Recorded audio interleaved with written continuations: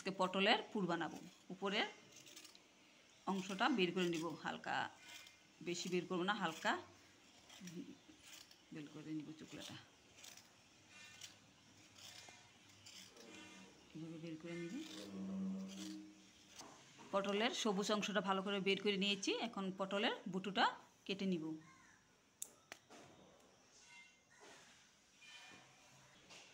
এখন ভিতরের বিচিগুলি বের করে নিব। পুর বানানোর জন্য ভিতরের বিচিগুলি ভালো করে বের করে নিব। তোমরা একটা ছোটো একটা চাকু নিয়ে নিবে, সাথে একটা চামচ নিবে।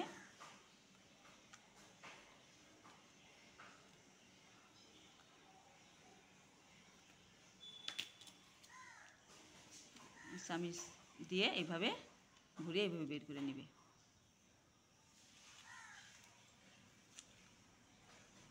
দেখো সুন্দর করে বের করে আসছে।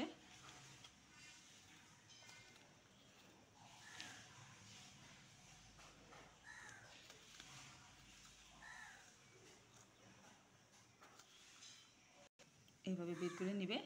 ভিতরের অংশটা দেখো সুন্দর হয়ে গেছে। এখন এই বিচিগুলো এখানে এইভাবে সবগুলি পটল যে কটা বানাবে পুর, সবগুলো এইভাবে বিচিগুলো বের করে সুন্দর করে কেটে নিবে। দেখো বন্ধুরা, সব হয়ে গেছে। একদম ভিতরের অংশগুলো সব বের করে নিয়েছি, বিচিগুলো বের হয়ে গেছে। এখন একটু উপর নিরামিষ বানাবো, তো কাঁচা লঙ্কা আর এই বিচিগুলো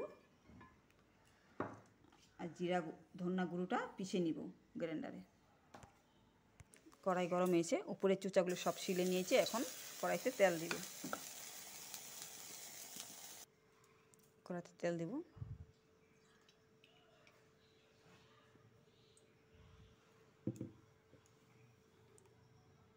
তেলটা গরম হয়ে গেছে। এখন পটলটা হালকা ভেজে নিবে।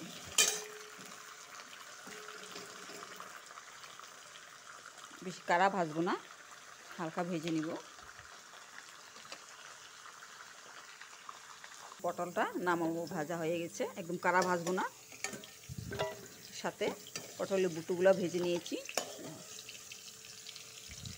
নামাবো। পটল ভাজার তেলে মিক্সির দেওয়া উপকরণগুলো এটা ভালো করে ভেজে নিব। সাথে নুন দিয়ে দিব, হলুদ দিয়ে দিব। তোমরা চাইলে পেঁয়াজ রসুন দিতে পারো, একদম আমি নিরামিষ বানাচ্ছি। পেঁয়াজ রসুন দিতে পারো, এসব দিলে ভেজে নিলে আরও খেতে ভালো হবে। আর তোমরা চাইলে পাটাতে পিষে নিতে পারো, পাটাতে পিষলে আরও খেতে ভালো হবে। আমার সময়টা কম বলে আমি আজকে মিক্সিতে পিষে নিয়েছি। ভালো করে ভাজবো মশলাটা। মশলাটা ভালো করে ভাজা হয়ে গেছে। এখন পটলের ভিতরে মশলাটা ভরাবো।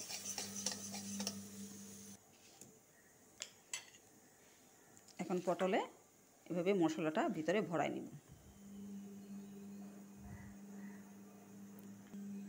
ভরাবো। আর তোমরা পারলে আলু দিতে পারো, আলু দিলে একটু মশলা অংশটা একটু বেশি হয়, আরও বেশি ভালো লাগে, ভরা ভরা থাকে।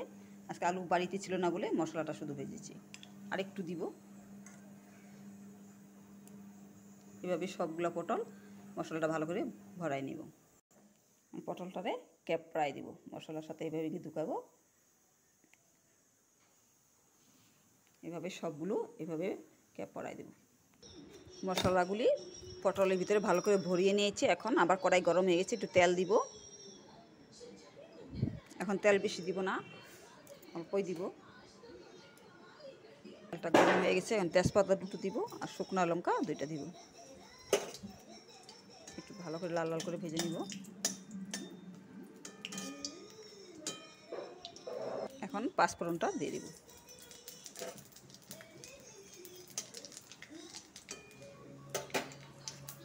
টমেটো পেস্ট, আদার পেস্ট আর জিরা ধনিয়া আর কাঁচা লঙ্কাটা ঢেলে দেবে। মশলাটা আবার ভালো করে ভেজে নিব। মশলাটা ভালো করে ভাজা হয়ে গেছে, গন্ধ বেরিয়ে গেছে। এখন দুধ আর জল একটু ঢেলে দেব।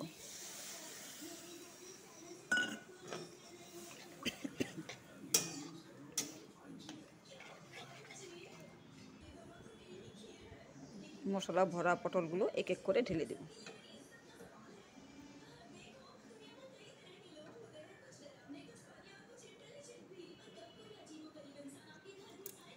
এখন 1 মিনিট মতন ঢেকে রাখবো।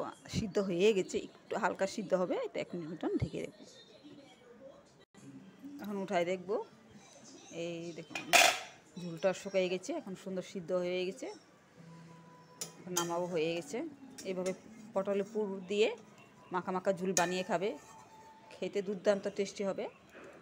তোমরা পেঁয়াজ টেস্ট দিয়ে খেতে পারো, পুরো নিরামিষও খেতে পারো। আমি নিরামিষ বানিয়ে তোমাদেরকে দেখাচ্ছি। তোমরা পেঁয়াজ রসুন পিষেও ভালো নাড়াচাড়া করে ভরিয়ে বানাইতে পারো, যে যেটা ভালোবাসে। আমার নিরামিষও ভালো লাগে, আমিষও ভালো লাগে। আমি নিরামিষ আজকে বানিয়ে দেখেছি, খুব ভালো লাগে, অপূর্ব টেস্টি লাগে।